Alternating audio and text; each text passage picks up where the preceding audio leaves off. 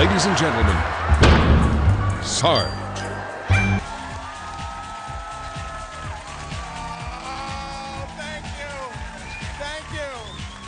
Thank you so much. Thank you. I'm so glad to be here. I told my mother I was going to be on television, and she said, make sure you wear something slimming because the TV camera puts on about 20 pounds. Like that's going to matter to me. Look at me. I'm like a futon with a face. Look at me! I'm so glad to be here. I went to visit my parents a couple weeks ago because my self-esteem's been a little too high lately. And,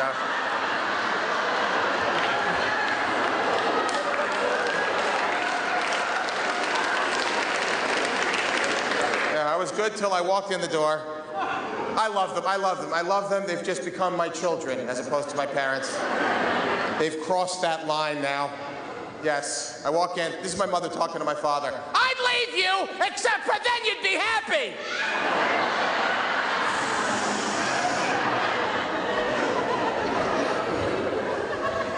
That's the key to a good marriage, communication. I said, what's the matter, Mom? What's the matter? What's going on? He farts all day. I can't stand him. And at night he does it under the covers, and I know he's awake because he whops it at me with the comforter. And I know he's awake because I hear chuckling. That's why I sleep with a can of Glade right next to me. Every time he lets one go, I let him have it. I was like, Mom, you're gonna kill him with that stuff. Have you read the can? She says, and your point? Let's CSI figure it out. I want you to talk to him, because I'm an only child, you know. You're the son. Go upstairs and talk to him. Talk to him about what? About the farting. So I go upstairs. There he is. He's the same thing every day. Sits in that chair in the corner watching the History Channel because he enjoys watching Poland being invaded over and over and over. So I said to him, Dad, Dad, she's screaming down there. He said, I can't hear her. I got a comb over. He doesn't have a comb over on top. He grows the hair in his ear really long and combs it over the hole.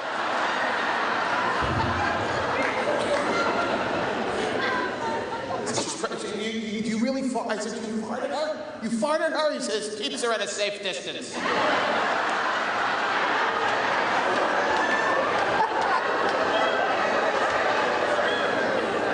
They're coming up on 52 years. 52 years together.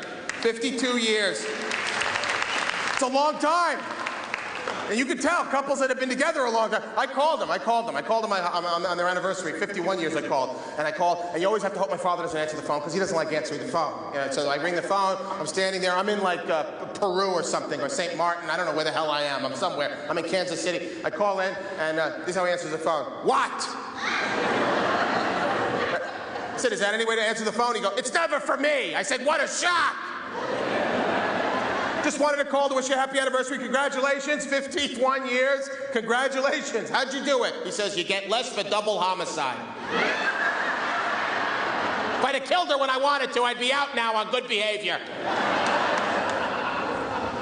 Recovery is great. I want to tell you something. One of the gifts of my recovery is that this year I became a father. I'm a new father. That's right. It's one of the great things about being a drug addict and an alcoholic. I'm 47 years old, and we have a newborn baby. I will be 91 when he's in Little League. And you have to understand, you know, we have a very mixed background. You know, my wife is Polish, and I'm black and Jewish. I mean, and she's really Polish, like from Poland Polish, not from, like, jokes, you know, like, like we don't tell any Polish jokes in my house, because my mother-in-law is actually works with the Polish version of the KGB. So I'm serious, it's not a joke, and so you don't tell jokes, but they don't speak English at all, and for the wedding, my father-in-law learned one joke in English. He speaks complete Polish, but he learned one joke in English. He came to me at the ceremony, which completely shocked me. He came to me and he said, how many Americans does it take to screw on the light bulb? I said, I don't know, Pop, how many? He says, who gives a shit? Let him sit in the dark. Polish, black, Jewish. So my son, Xander Jacob, he's Polish, black, and Jewish, which means we're teaching him Mandarin, and if he turns out gay, he's going to Harvard. I guarantee it. You know, it's a miracle, you know, being sober and having a relationship, a healthy relationship with somebody, you know, and you know, I got to deliver my son. You know, they let me deliver him. That's what they do now. It's very modern. You know, you go into the thing, they clean you up, you know, and you wear the mask and everything. And I delivered my son, and it's great. I go right in there, you know, and I pulled him out of my wife, and it's the last time I've been there.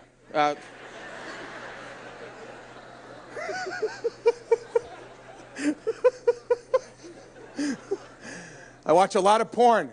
I really do. And not because I like to touch myself. I'm in recovery. I just want to feel good for other people. Very happy to see other people getting what they need in life. My mother runs a clean ship. All Jewish women have a cleaning girl, but they clean before the girl comes. I said, Mom, why do you clean before she comes? She goes, I just give her lunch and send her back to Flushing. I don't care. She doesn't do behind the sofa. We have to move the sofa, flip the mattresses. It was unbelievable. My mother's house was so clean. She vacuumed every day. Every day. She was sucking with that Hoover from the 60s. You know, the one that weighs 800 pounds? Her right arm was twice the size of her left arm.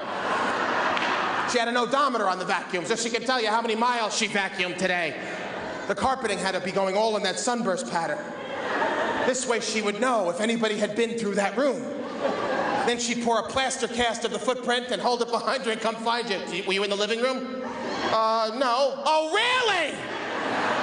Whose footprint is this, OJ? I'm telling you, cleaning. Oh, crumbing was a mortal sin in my house. You're not allowed to crumb. Now, how could you eat an English muffin, a cracker, a piece of matzah without crumbing? I'm serious. I was 12. I thought my name was Over the Sink. Over the Sink! Get your chubby ass over that sink right now! We had 4 Seders in a row at my house over the sink.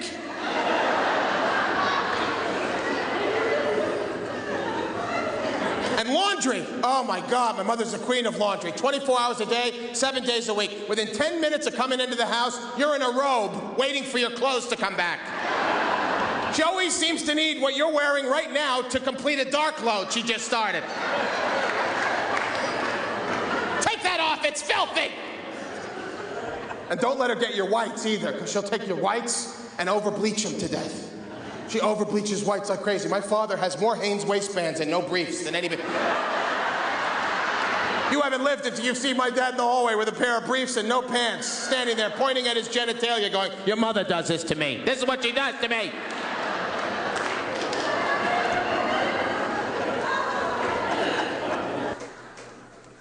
I tried blow because I thought it would make me thinner because you don't eat on blow, and I ate faster. I had a problem with. When I checked into rehab, and I went to rehab in Miami just in case I changed my mind, and